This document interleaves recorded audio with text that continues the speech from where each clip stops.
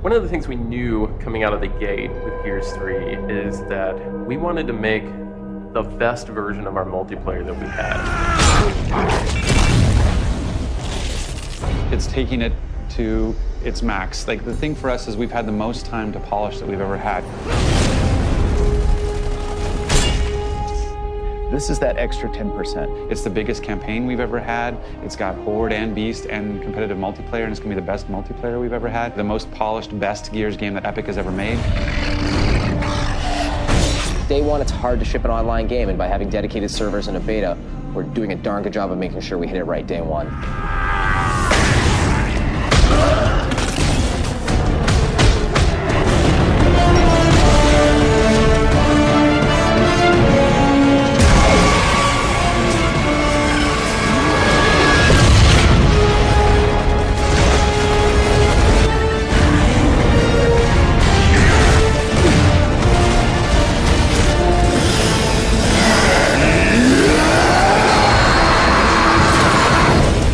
People ask me all the time, is Gears 3 going to play like Gears 1 or is it going to play like Gears 2? Gears 3 is going to play like Gears 3. Gears 1 was really fast, and we slowed down Gears 2 a little bit in terms of trying to, again, to make it more accessible. And we felt like, you know, I think a lot of feedback we've gotten from players is that we felt like the pendulum swung too far. And so we've found this middle ground. I think we found the sweet spot.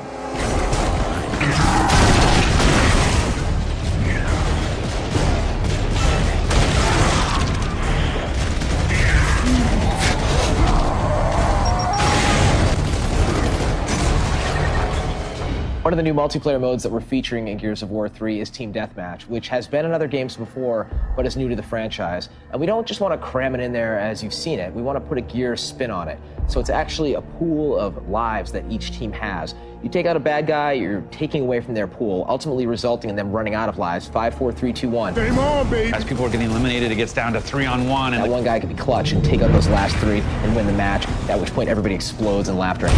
Who's next?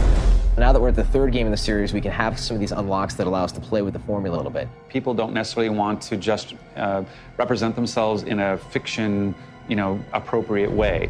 You know, the fact that people want to have a pink Lancer, you know, and they want to shoot people with a pink Lancer because they think it's funny or whatever it may be. One of the incredible benefits of being able to do a beta for this multiplayer is that it's going to allow us to polish the entire multiplayer experience. We have put so many hooks in this game to know how many people are being hit with which weapon's doing the most damage, who's being downed on which part of the map, who's being executed, are people executing. All the stuff is being compiled in the back end so we can look at that and make a proper decision about how to balance the full game.